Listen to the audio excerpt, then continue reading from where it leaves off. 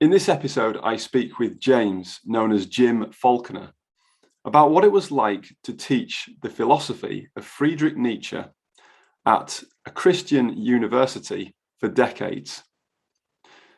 Jim is a senior research fellow at the Neal A. Maxwell Institute for Religious Scholarship and is the former Richard L. Evans Professor of Philosophy at Brigham Young University.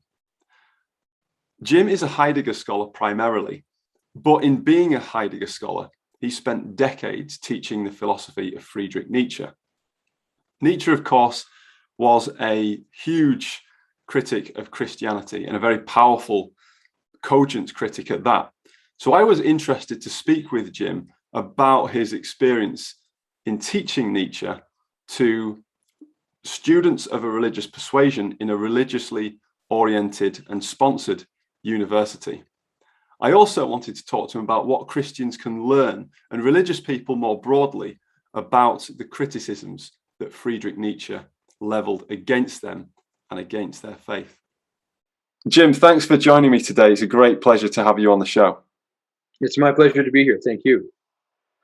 Jim, how long is it that you have been teaching the philosophy and the works of Friedrich Nietzsche in the classroom?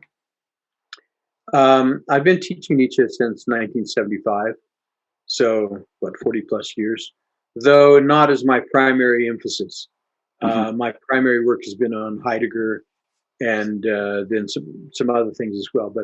But it's difficult to teach those things without also having to work with Nietzsche, and so therefore, students have an interest in that in Nietzsche, and I've taught classes on him fairly often. Wow, so that's quite some decades that you've been teaching Nietzsche then. Yes, quite a while. Very interesting. And just briefly, what do you think Nietzsche's influence was on the likes of Heidegger and subsequent philosophers who came after him? Well, Nietzsche's critique of the tradition was pretty harsh, right? He's a very harsh critic of the tradition, the Western tradition, European tradition to be specific. And so these thinkers of the early 20th century, like Heidegger and others, beginning in the 1920s and later, were really influenced by that criticism, especially in light of some of the things that had happened in the 20th century, and saying, is there something about our ideas that we should rethink? Is there something wrong with the way we talk about metaphysics? You have all of these ideas floating around, and various thinkers responded to Nietzsche in a variety of ways, but he was influential on them because I think of this criticism that he made of European culture up to, say, 1890 and 1900. Very interesting. So he made these criticisms quite a long time ago. Why are we still talking? A long time ago, if you're your age, not so long. Sure, maybe. I'll reserve comment on that.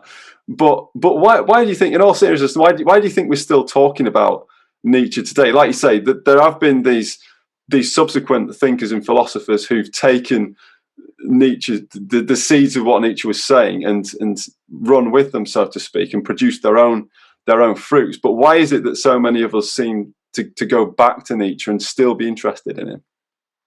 Well, I think that much of what he criticizes in 19th century culture, and specifically 19th century Christianity, for many people, that's still the way they see Christianity. It's still the way they understand religion. And so even though we have people like Heidegger and Sartre and numerous others who have taken Nietzsche up to try to do something different and have really brought up a different way of thinking in response. In spite of that, there are many people who read Nietzsche and they think he's addressing questions they have. The other thing, to be honest, is he's an incredibly good writer, much better writer than Heidegger, which wouldn't be difficult, but he's a much better writer than Heidegger, and he's a better writer than Sartre. He's a very good, he's provocative, but he writes well. It's fun to read him. And I think there's a combination of him asking the questions that people have them seeing religion in the way that he sees it, and being such a good writer. I think these things come together. So it's a confluence of factors then, you think? Yes. Yeah, substance and style. Interesting. And of course, Nietzsche's the one who coined that famous phrase about the death of God. Right. Tell us a little bit about that. What was Nietzsche talking about when he wrote about the death of God? Well, the phrase comes up in Nietzsche liked to write parables of various kinds, and he has a parable about a man who comes into the marketplace, and he's crying, "Where is God? Where is God?" And people sort of ignore him. They take him to be a crank who doesn't, he's like the kind of people sometimes we see wearing billboards or something, and we all just ignore them. Mm-hmm. And most people ignore them. But this fellow's point is that these people are ignoring the fact that they believe in a particular being, and they believe that being has founded their way of life and their culture, and yet they say they believe in that being. Mm-hmm. But if you look at the way they actually live and the things they actually do, there's no reason to believe that there's a connection between this claim of a belief and their behavior.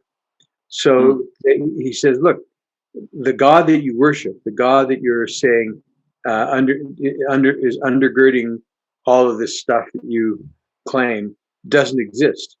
God is dead. And the point that the madman makes, he calls him madman, this madman in the marketplace.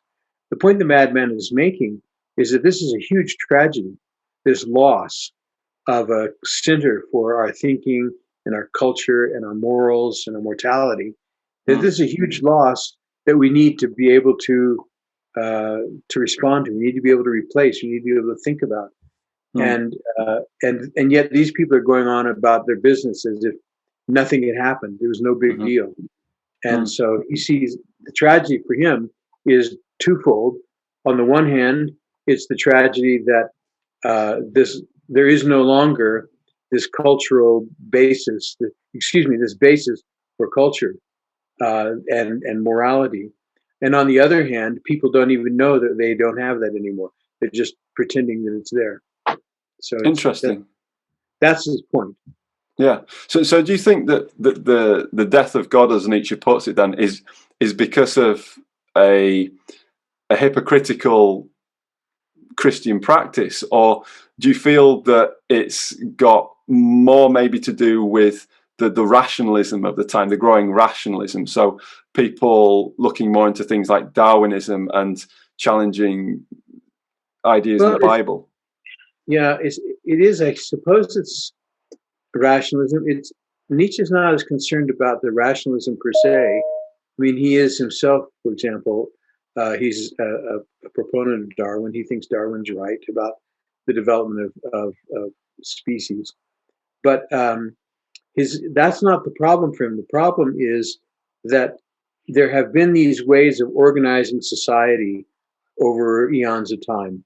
And at least for the last 2,000 years or so, there was this way called Christianity of organizing.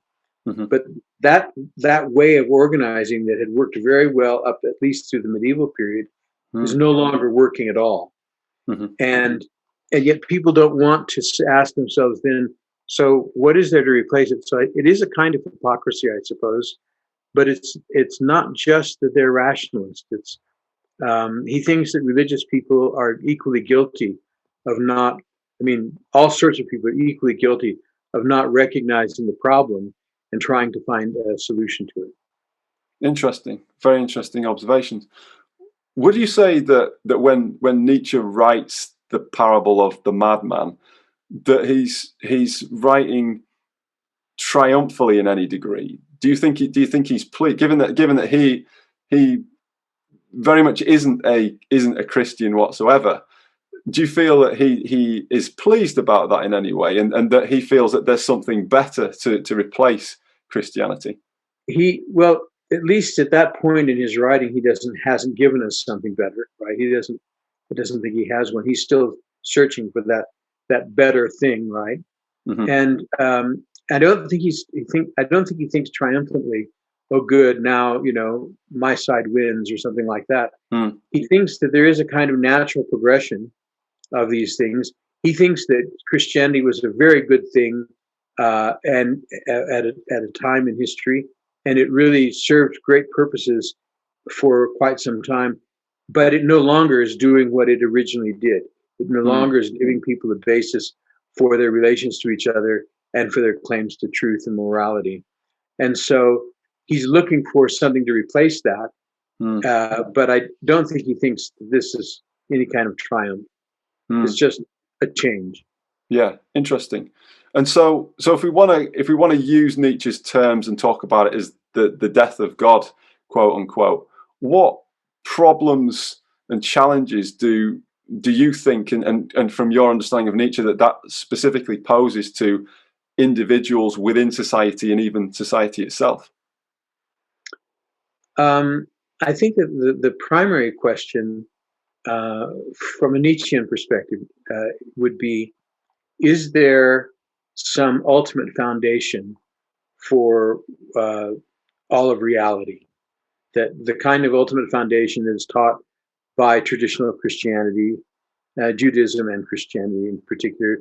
Perhaps I don't know enough about Islam, but I think Islam probably also teaches that there's this one uh, reality that is ultimate, and it's that one reality that brings about everything that is. And Mm. I think that that's the question that Nietzsche says, that belief, that proposition, won't stand up to scrutiny any longer. We have to Mm. rethink it. Um, Nietzsche's asking us to, well, okay, if we want to rethink it, what are your alternatives? I think that many people, when they hear the phrase "the death of God," they think they have somehow lost faith that there is a God, a religious, someone they can worship, and they think that's what Nietzsche is talking about. But I really don't think he's asking that question. I guess it's a secondary question. If there isn't this other being that is the foundation for reality and for morality and for all of these things, then there's no being to worship. But he's not himself particularly interested in the question of worship Mm. or Mm. religious practice. Mm. Interesting. I've read in commentaries at various points that when Nietzsche came to this realization, if you like, of the death of God and his own views that there is no universal organizing principle in the universe, he had to overcome his own nihilism, and he had to Mm-hmm. find, as you put it, he had to find an answer himself further on down Right. in his writing. And how do you see that he does that in his writing as he kind of progresses through this? I think that his answer ultimately is that he sees his life as a kind of artwork that he is forming. He's Mm. making himself, and writing is the way that he does that. So he writes in such a way as to create this as a part of his entire career. As he sees his writing as a part of himself, and so he's making himself into the kind of being he wants to be. And for him, the major way of doing that is by writing. Mm. So it's a That's creative interesting. act. It's an artistic act. Yeah. So that's kind of for him on a personal level, but in terms of his philosophy and his philosophical resolution of his own sense of nihilism and what he might project onto the world, so to speak, what is his suggestion and his idea for other people in resolving that? He's pretty adamant over and over again that he's saying, "Don't ask me. You're Right. going to figure this out for yourself." He he foresees that people will try to take him up as some kind of prophet, as a person who has the answers. And Mm. his answer is, "I actually don't," except to say, "I have an answer that is for me." Now, this I think is part of by the middle of the 20th century, people begin to think about things like the truth for me or the reality. They talk in these kinds of terms. I think that's a kind of Nietzschean way of speaking. Sometimes it's just silly, as if these things could be merely individual. but I think it has its origins in something like Nietzsche's refusal to say, look, here's a broader claim to make about reality that I could recommend to other people. Now, I think there have been many people who have gone into Nietzsche's works and said, well, seeing what he sees as an answer for himself, I think I can adopt that and use it. But there, his answer is that it's an aesthetic thing. What there is the creativity. There's what he called the will to power, which I think means something like the will to create, the will to live. And so it's this will to make the world into something, to make oneself into something. And it has to be something that you feel good about living in. It isn't just dominance over others, for example. That's interesting. That's certainly interesting from an individual point of view, and particularly when you talk about the distinction, power to be able to do something versus power over somebody else and having that dominion over somebody else. I have to think about what Nietzsche writes in Thus Spoke Zarathustra, and how he talks about things like the Übermensch, that idea of the Übermensch, and then that does, of course, relate to the will to power in some respects. But there's something more direct, I would say, that's directly against the teachings of Christianity that Nietzsche really seems to espouse quite explicitly, that I think a lot of commentators and thinkers don't necessarily pick up on, because he speaks very specifically about smashing the old law tables and this idea of the revaluation of values, and he particularly espouses the kind of glorifying the lust for power and sensuality, and also even selfishness itself. So he's quite explicit about these things, which are anti-Christian, not in terms of the challenging Christendom, so to speak, as being hypocritical, but the actual teachings of Christ. So what do you make of that in relation to Nietzsche's stance on? Yeah, I think that Nietzsche is often being ironic, right? I mean, I think that he wants to provoke. He likes to provoke people.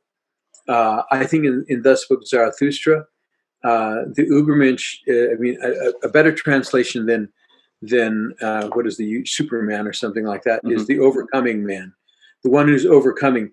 And I suppose I would say that what he's trying to do is he is trying to create another view of human being than the one presented by Christianity, but where Christianity says the way that one becomes something other than the merely mortal person faced with these problems and so on that we find ourselves. The way we do that is through Christ, who overcomes for us. Where the Übermensch is the person who finds a way to overcome on his own. And that, I think, and that's the sense in which it's selfish, right? So it's not a matter of saying, I'm going to do this on behalf of other people. It's a matter of saying, no, I'm going to do this for myself.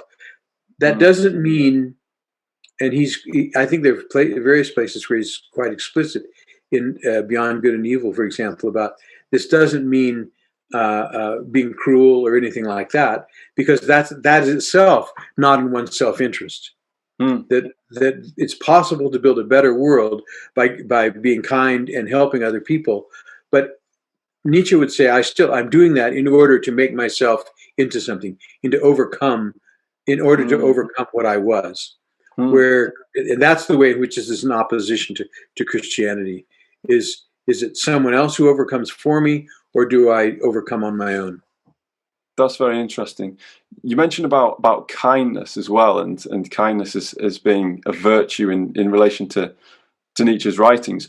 What interests me about that comment is when I look at Beyond Good and Evil, but then I also look at On the Genealogy of Morals, the concepts of master morality and slave morality, and Nietzsche seems very much in favor of antiquity and the ancients and the masters and the Greeks and the Romans, and very much hostile towards what he would call the subversion of nobility, and the subversion of the nobilities he writes on it, in particularly on the genealogy of morals, is the slaves, so to speak, who he posts as the Jews, really subverting Roman rule through things like kindness and empathy and everything else. So do you think that Nietzsche really is hostile to those values, and that he really does think, for instance, that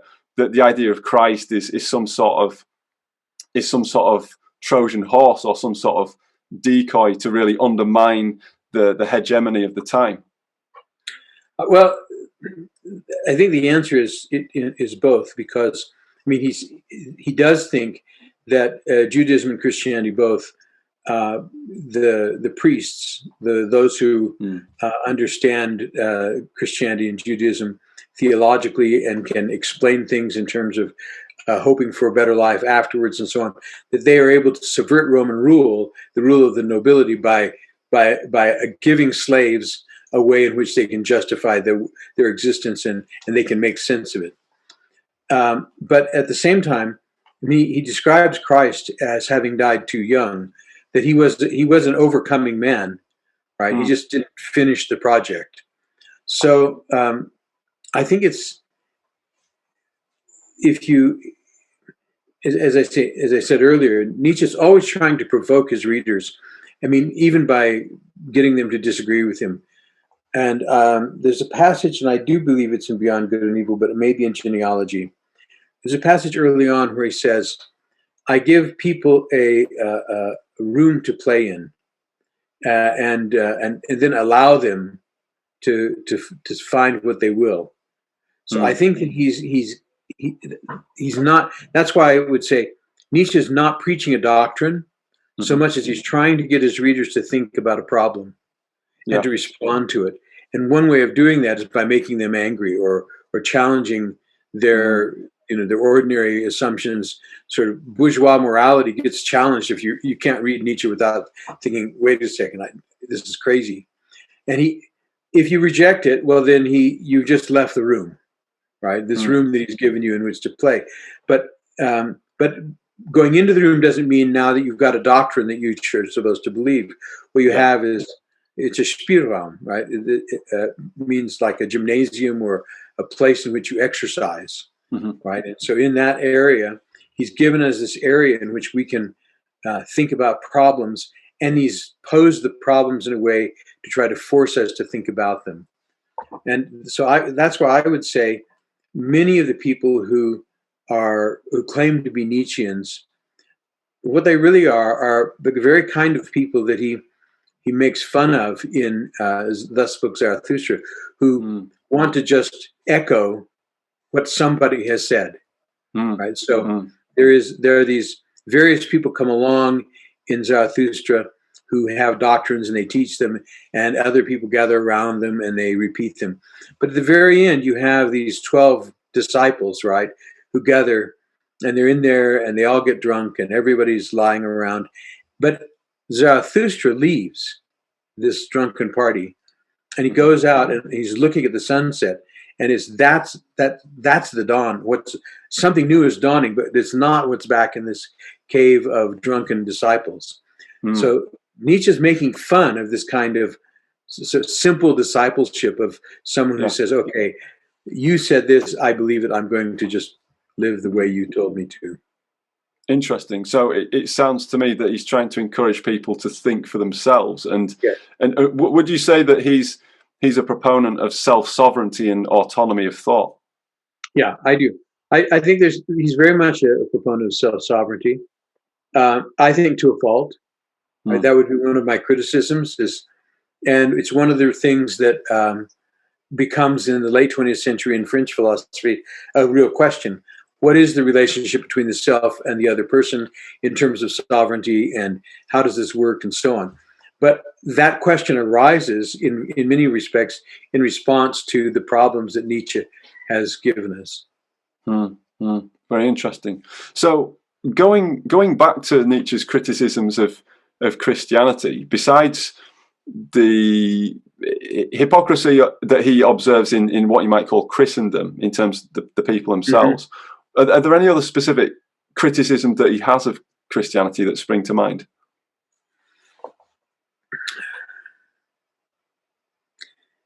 That spring to mind is the key phrase, right? Sure. No, none that spring to mind, though. I'm sure he has many specific criticisms of Christianity. He really does think it's hypocritical. It teaches people to just be followers, and it takes and so therefore to be slaves in the worst sense of slavery. He thinks that it creates a mass culture, right? I mean, I think that he would find today's digital culture just. I mean, he hated the newspaper. Think of what he would think about the internet. I mean, it's just, and he hated it because he would hate it because it was too democratic.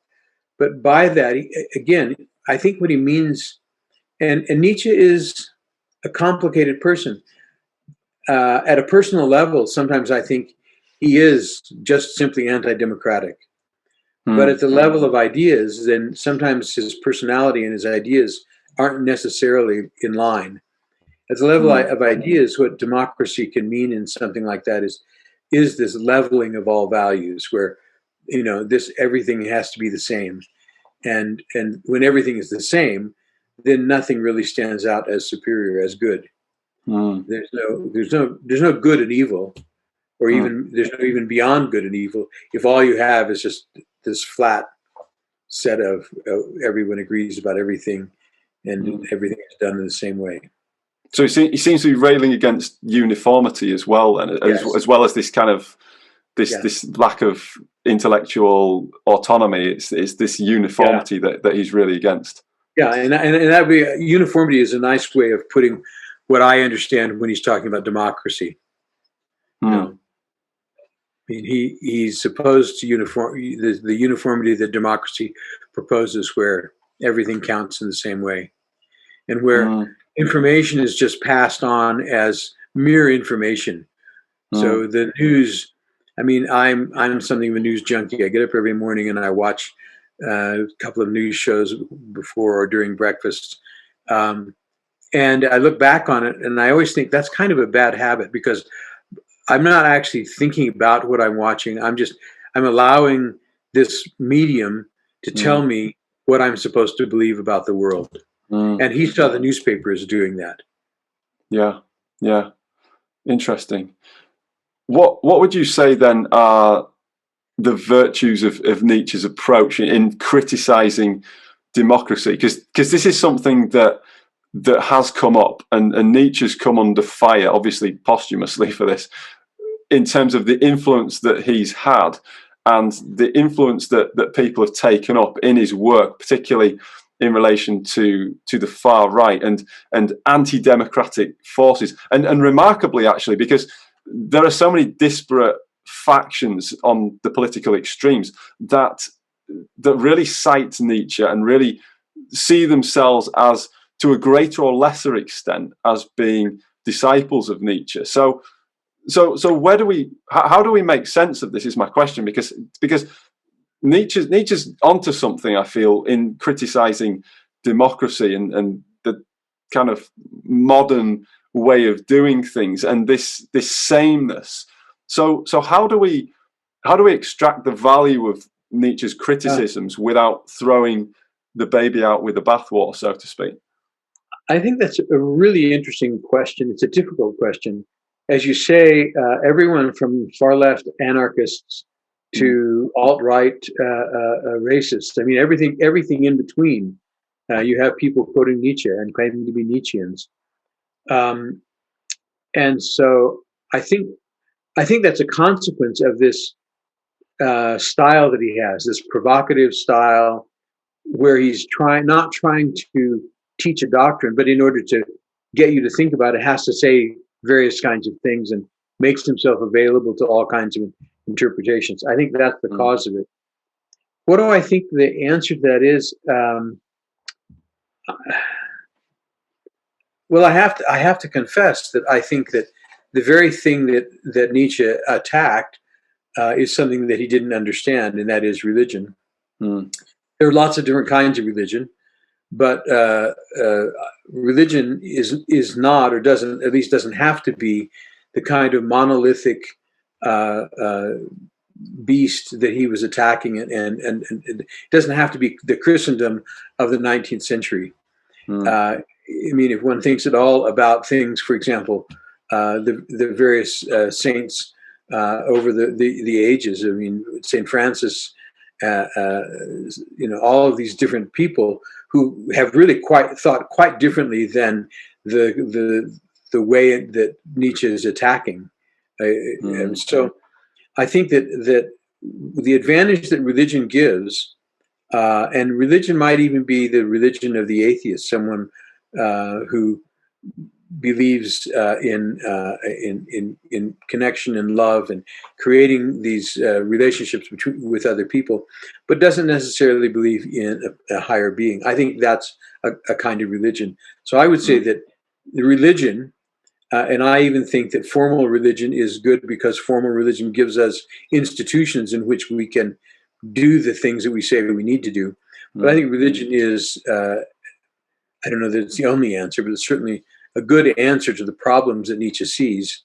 But it has to be a religion that isn't the ruling religion. It's not a religion of rule where that's the way our culture works and we all have to do things this way because we're all Catholic or we're all Lutheran or we're all whatever, right? It has to be a different kind of religion than that. But there has been a different kind of religion than that around forever. Very interesting. So there has to be a very clear distinction then between religion itself as an institution and the state and the society in which we live, and the rule of law and the okay. I think that for me, the development of the notion of the separation of church and state, and there are lots of ways in which that's done.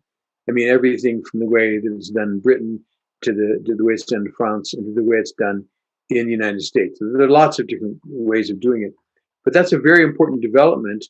It's a development that really hadn't taken hold in the Austrian Reich, because that was still very much ruled by the church, the Lutheran Church more than the Catholic Church.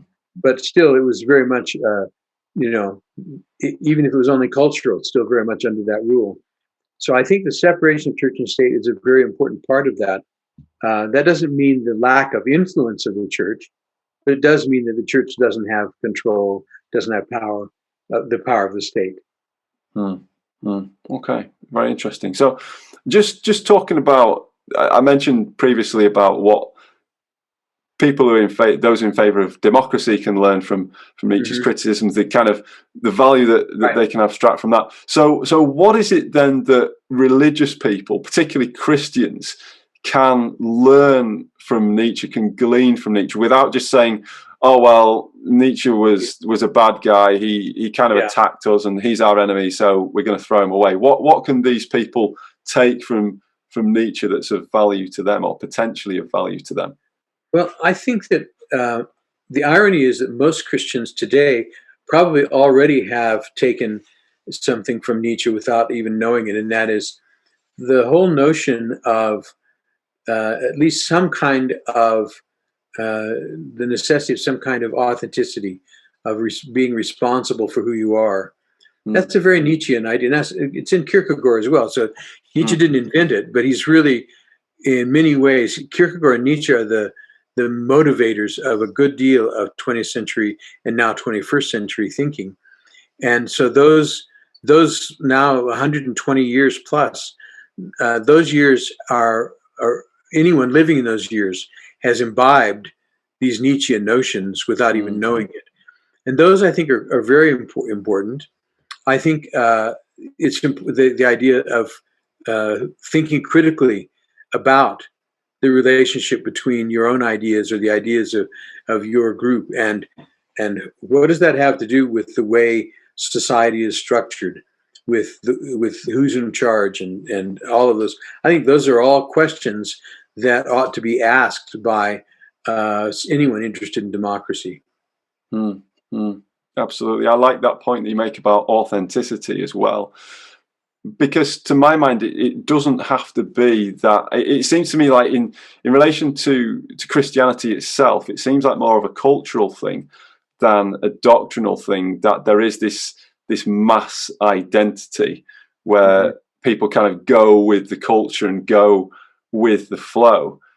Because when I read in the New Testament and I read what Christ is talking about, it very much seems to me about discovering and becoming and transcending limitations through faith. And that ultimately is obviously in that context, it's in the context of doing things with and through God, but essentially it's about the individual taking action. Because if the individual doesn't take action and they just kind of mosey along, then, as you mentioned before, they're not distinguished from anybody else. And if they're not distinguished from anybody else, they're not really adding value. It's like that saying goes: if everybody in the room is saying the same thing, who's adding value? There are plenty of people there who aren't actually adding value. So it's an interesting one.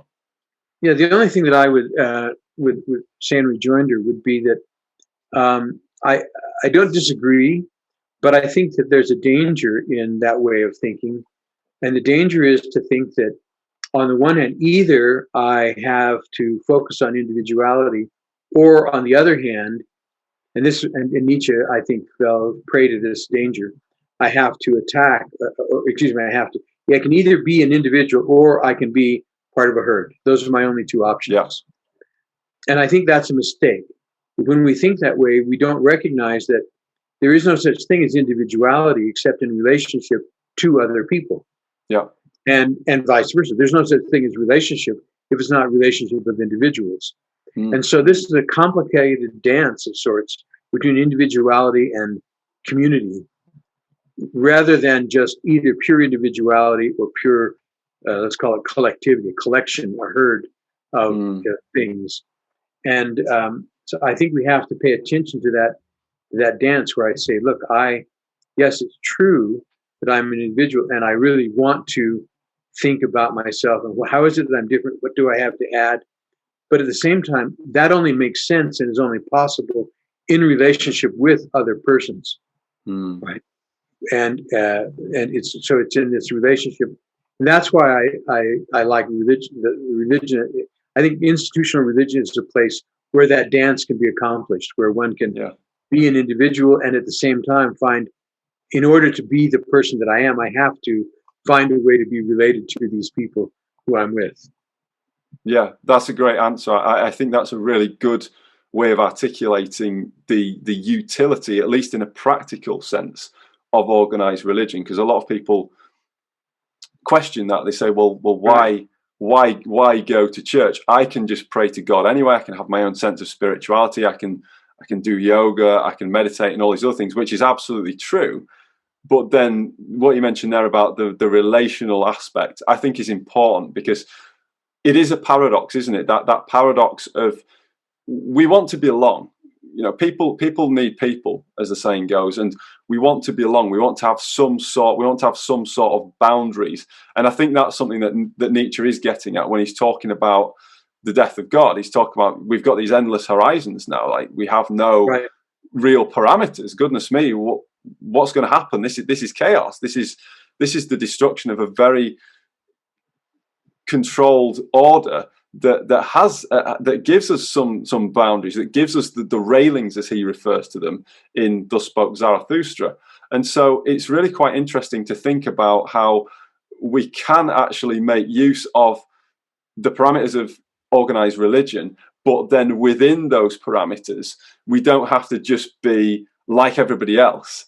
We can actually play a role in that context. And even, you know, from a theological and a spiritual point of view, seeing ourselves as individuals that have unique offerings to make, unique talents, unique gifts, different skills, different experiences, things that we've picked up in our lives, so to speak, that we can then utilize to contribute to others within this context, and also not just within the context, but moving out of the context. So it's not just like religious people look after religious people and that's it. They look after each other, but then they can move out into the wider world, and it cascades from there, from that center of strength and organization, out into the wider world. So yeah, really, really interesting thoughts there, Jim. Anything else to add on that? No, I think you've actually explained it. I mean, better than I did in the first place. So I like what you said. Thanks. I don't know about that, but I'll take it. I have to ask now, Jim, as well, in terms of we talk about Nietzsche. We're talking about Nietzsche in relation to religion, and particularly in relation to Christianity. What I'm particularly interested in, and what I was interested in to start with when I came across your profile and your academic profile, is that you have taught Nietzsche at Brigham Young University in the United States, which is extremely closely associated with the Church of Jesus Christ of Latter-day Saints. So I'm really interested that you spent so long, decades, teaching Nietzsche at an LDS school. What, in summary, what's that been like? To be honest, I think it's been very much like teaching at most other places, except, and this was for me a really good thing, except that it was easier to make students pay attention to these texts. When I've talked about this with friends, colleagues at other universities, not Latter-day Saints, but colleagues from some of them atheists, some of them Catholic, what they generally report is that their students, a few of their students get interested in the text and say, "Oh, this is interesting. I'd like to read it." So you get a few of those. A few people come who were looking for they were looking for a prophet to follow, and Nietzsche is their prophet, and they're looking for the things that are going to make them into Superman. And the other 90% just don't care. Right? They want to know, so what do I have to memorize in order to do well in this class? I didn't have, obviously I had some of that latter kind of student. I had almost none of the second kind of student looking for a prophet. It happened occasionally, but not often. Mostly my students were people who really found Nietzsche's challenge to be a real challenge and wanted to respond to it. And they were thoughtful, careful readers. I had good papers. One has gone on and is teaching at Oxford now. Others have gone on and doing similar kinds of things, not quite in such distinguished places. But so, I think that they responded quite well. Interesting. In terms of interest levels, that is, did they, as far as you could tell, because you're not necessarily going to know this in your position, because you're teaching them and then you're marking the papers. I'm just a teacher, not their psychiatrist. Yes, exactly. Did you glean from your experience any particular points of influence that Nietzsche had on the young people, things that really resonated with them, that they latched onto more than others?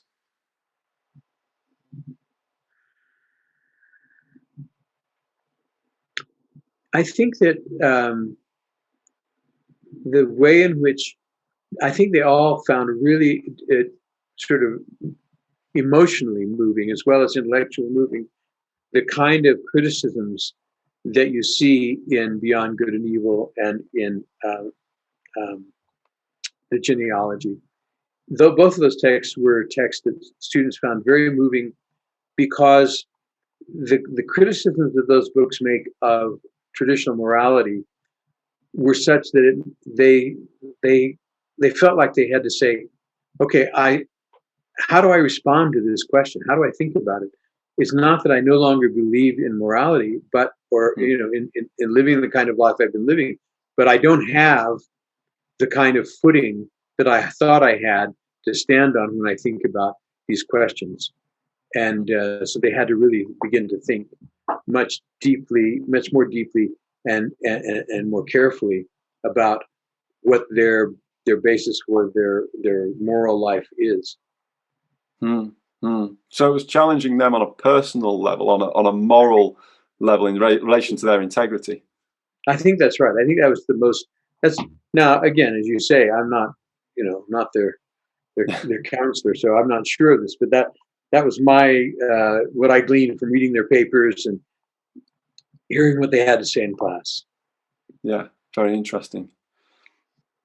So how do you rate things now, Jim? We live in a very divided world. It seems like there are fault lines over every single issue. We've just had, we're coming out of a global pandemic, and people are even divided over whether to wear masks in stores or not. What do you see in view of this world that we live in, which has experienced the so-called death of God? How do you see a way forward in terms of finding common unity again? Big question, I know, but have a stab. I wish I had a really good answer to that question.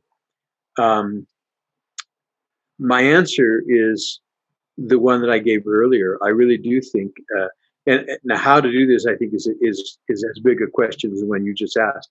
But I think that some kind of renaissance of religious practice, of a religious, and by practice I don't just mean going through the motions. I mean, faithful kind of life. A religion. So that's a better way to put it. A renaissance of faithful life is what's needed. How to bring that about is difficult. I think part of the problem there is that many of the people who are the most divided think that they're religious, and I don't mean to be demeaning by saying that, but I think that they are people for whom Nietzsche's criticisms would be directly relevant, to ask what is it you believe in? Why is it you believe that? Is there an alternative? And I don't think that teaching them philosophy is really going to do it. I mean, it might be for some, but for most people, that's just not practical or desirable. But I do think that if we could get more people to publicly live faithful lives, I think that would be, I hope that would be a way to teach people there is an alternative kind of religion, not kind in terms of denomination or sect, but kind way in the way of, this is a way of being a religious person. This is a way of living as a religious person that actually makes one live much more happily, and it helps. It doesn't really heal the divisions, because the divisions become irrelevant. Yeah, right? They're not important, or they're not helpful. There are lots of things to say about them. They may not go away. There may still be people who say, I'm not sure that I want to get the vaccine. But that question wouldn't necessarily be a political question. Not everything has to be political. And that's what I think might happen if we had people who were living more genuinely religious lives. That's interesting. So you feel that the salvation very much comes from the inside out. So it starts with the individual. The individual then focuses on living faithfully, living what it is that they purport to live in relation to good values, good being, of course, something that is beneficial not just to themselves, but also to the family, the society, the wider world. And then all these other things, this noise, the hubbub, the commotion of left or right or this or that, is just not even within their purview or consideration. No, I think this is a place where I think Buddhism has a huge teaching for Christians and others. And that is that this focus we have on our pain is just exactly the wrong way to try to think about the world, and asking ourselves how am I going to get rid of this pain? That's not really the question. There will be difference no matter what, right? If we have more than one person on the face of the earth, there will be difference. And there may very well be division no matter what. But so if we focus too much on the pain rather than on living to how do we live with that peacefully, that's a different kind of approach to the question. And that's where I think faithful religious practice helps us do that. So it's about, I suppose that relates to the Buddhist idea of acceptance as well. So accepting what is, and not necessarily trying to force that change, not trying to say, well, we've got the answers, therefore we're going to engineer the solution and impose the solution on the organization, the society, etc., etc. Yeah. Okay. Yeah, that makes a lot of sense. I'm still a Christian. I'm not a Buddhist, so I think that Christianity has something to say about what is and what should be and so on. But I think what Buddhism teaches is a way of relating to the world and to others that actually makes it much more possible for whatever the best truth is to reveal itself and to show itself for us and to make our lives better than if we do try to engineer it, to be colonials who go in and say to the natives, right, here's the thing you have to know, and here's the way you have to live, and here's what you have to wear, and that, and because if you don't, then you can't be like me. Being like me is not the goal. Very interesting. So, in a nutshell, what is the goal? The goal is living the good life. Right. Nietzsche's answer to that was, the good life is the life that I live by being the most creative self that I can be. I think the good life is the life that I live in which I find the best relationships with others that I can find. So I disagree with him about what the good life is. And that's part of the question, right? One has to ask that question. What do I think the good life is? And how do I go about getting it? I think Nietzsche can help us ask that question and even think about it. I don't think he has a very good answer to the question. Fascinating. Jim, this has been such an interesting conversation, and I think we're about at time now. So before we do finally wrap up, is there anything that you have produced recently? I know that you've released a book last year, which might be particularly interesting to Latter-day Saint audiences, but is there anything that you want to give a shout out in relation to your work? There's another book. It's again another Latter-day Saint book. So I wrote the book on Mosiah, a brief theological introduction. I wrote another book that's called Thinking Otherwise: Explorations of Joseph Smith's Revelations. And in that I make an argument.